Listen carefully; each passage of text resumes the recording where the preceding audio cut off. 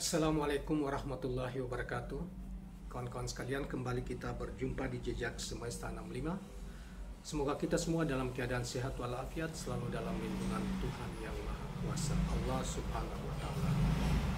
Kawan-kawan sekalian, kali ini saya akan hadirkan ke hadapan kita semua suatu kolom atau tulisan yang mengulas tentang Capres Anies Rashid Baswedan dari seorang akademisi dan kolumnis Isa Ansari yang terkenal.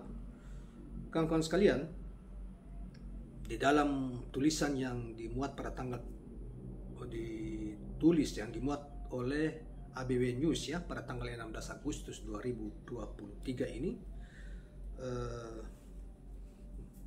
diberi judul Anies jawaban nyata bagi sebuah harapan. Tentunya dalam konteks harapan Pilpres ya, kepemimpinan pasca Jokowi yang dianggap banyak sekali masalah ya, dan kurang memihak kepada rakyat banyak, terutama rakyat kelas menengah ke bawah.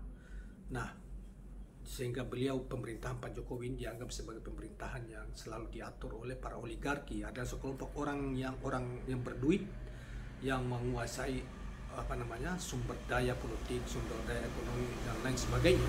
Itulah yang dianggap Pak Jokowi selama ini bekerja lebih banyak untuk kepentingan mereka.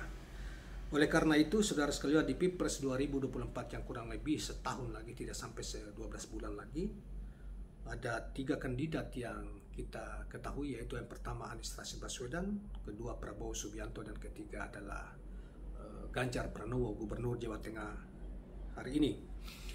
Nah, marilah kita coba mendengarkan saya bacakan uraian beliau Isa Ansari ini tentang mengapa Anies menjadi harapan yang penting bagi bangsa ini di Pilpres 2024 yang akan datang. Dia mengatakan, apalagi yang bisa diharapkan, apalagi yang bisa dipercaya di tengah banyaknya pemimpin pencitraan dan penuh ketidakpastian ini. Tentu adalah sebuah kenyataan di mana antara apa yang diucapkan dengan yang dikerjakan ternyata tidak bersesuaian. Inilah yang saya lihat pada sosok, saya ulangi, bahwa kenyataan di mana antara apa yang diucapkan dengan yang dikerjakan ternyata bersesuaian. Inilah yang saya lihat pada sosok Anies Baswedan. Setidaknya saya mendapat kesan bahwa Anies adalah orang yang sangat terukur dalam berucap dan bertindak, sehingga apa yang dia ucapkan selalu bisa ia tunaikan. Jakarta menjadi saksi atas kenyataan yang diwujudkan oleh Anies Rashid Baswedan. Saudara, perjalanan ke beberapa daerah, utamanya yang ke Jawa Timur, yang ia sebut sebagai perjalanan belanja masalah, adalah upaya serius bagaimana mewujudkan harapan. Anies turun ke masyarakat, berdialog dengan masyarakat, para petani, tokoh masyarakat, buruh, ojol, pelajar, dan mahasiswa. Ibu-ibu, Anies hanya ingin mendengar langsung apa yang dirasakan dan diharapkan. Bahkan di sela-sela kesibukan kunjungannya, saya sempat meminta waktu untuk bertemu, dan Anies pun tak keberatan. Maka dicarilah waktu yang tepat dan nyaman, maka bersepakatlah kami bertemu dengannya di bandara menuju keberangkatan. Tak kurang selama 30 menit, saya dan beberapa kawan pendeta dari Surabaya dan Sidoarjo berdiskusi untuk rencana strategis bagi pemenangan Anies di Jawa Timur. Anies begitu sangat tulus dan perhatian terhadap apa yang disampaikan oleh kawan-kawan para pendeta. Bahkan Anies berjanji akan menindaklanjuti dialog yang lebih besar bersama mereka. Janji Anies tentu bukan sekadar janji, dan inilah yang membuat mereka kawan-kawan pendeta menaruh harapan besar kepada Anies. Sebagaimana yang beliau lakukan di Jakarta, menjadikan Jakarta sebagai kota yang toleran. Mereka juga rata-rata menyampaikan situasi yang ada sebagaimana yang Anies sampaikan di hadapan publik, yaitu tentang mahalnya harga kebutuhan pokok, sulitnya mencari pekerjaan atau sulitnya mencari lapangan pekerjaan, akses pendidikan yang sulit beserta kualitasnya, dan mahalnya biaya kesehatan. Inilah persoalan-persoalan dasar yang harus diselesaikan oleh Anies Rashid Baswedan. Pengalaman Anies mewujudkan janji-janji politiknya di Jakarta setidaknya akan membuatnya mudah untuk mewujudkan harapan masyarakat Indonesia. Rekam jejak Anies adalah rekam jejak menjadikan nyata apa yang menjadi harapan rakyat Indonesia.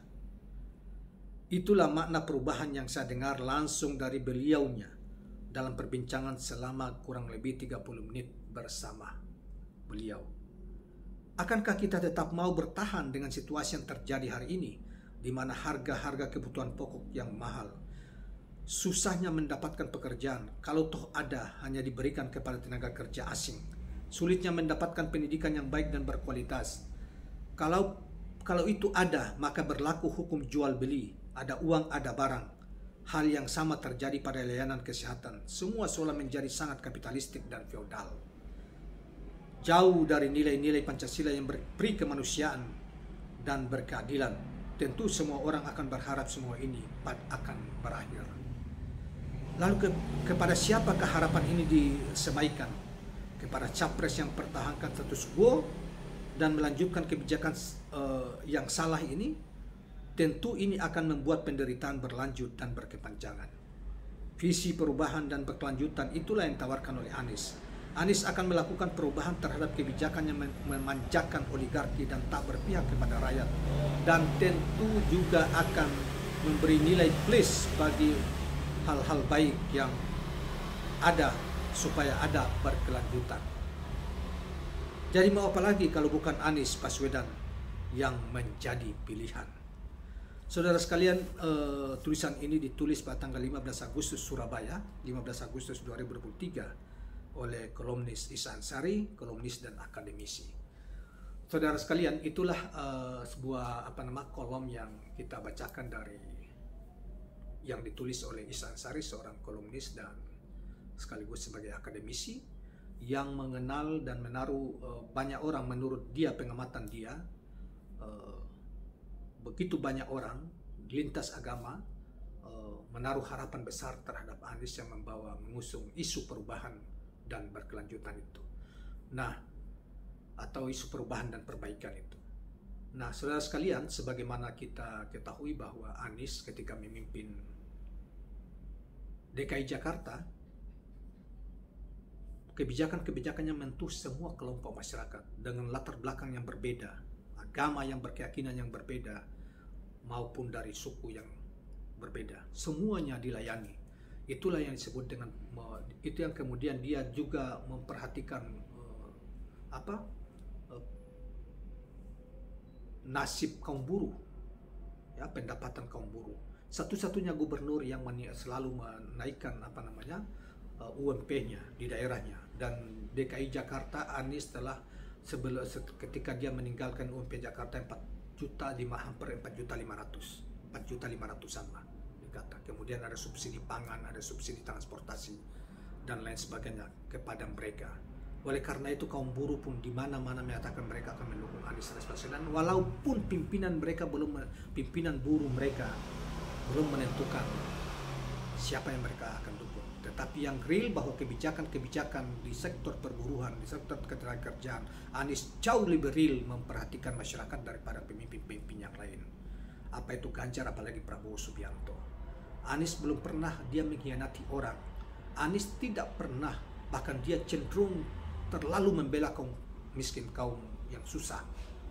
Itulah Anies dibanding misalnya orang lain. Kalau Prabowo telah mengkhianati pendukung-pendukungnya, Ganjar Pranowo terlalu ke kiri sehingga orang menganggap bahwa Ganjar tidak menaruh harapan bahwa dia akan membawa tanpa koreksi sepenuhnya apa yang dilakukan oleh pemerintah rejim hari ini, yang sudah banyak mendapat kecaman dari berbagai pihak karena dianggap tidak peduli terhadap keadaan. Misalnya harga bahan pokok begitu mahal, kemudian tenaga kerja susah, kemudian kesehatan pun sulit, pendidikan semakin mahal dan itu pun sulit didapatkan kualitasnya. Oleh karena itu, saudara sekalian, pemilu yang akan datang 2024 dengan sangat menentukan sebagaimana yang dikatakan oleh Ihsan Ansari ini. Kalau Anda salah memilih, menentukan pilihan, kalau Anda tergoda dengan uang 100-200 ribu untuk disogok, dan Anda menjatuhkan pilihan kepada pilihan yang salah, maka Anda akan menderita untuk selamanya.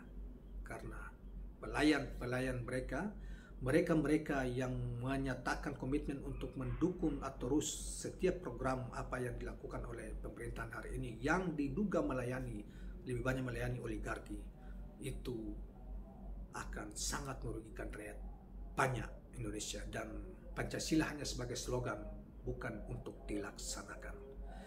Kira-kira demikianlah kawan-kawan sekalian apa yang ditulis oleh, kita tambahkan dari apa yang dikatakan oleh Isya Ansari di dalam kolom tadi yang kita barusan bacakan tadi. Demikian kawan-kawan sekalian, jangan lupa subscribe, like, dan share channel ini. Assalamualaikum warahmatullahi wabarakatuh.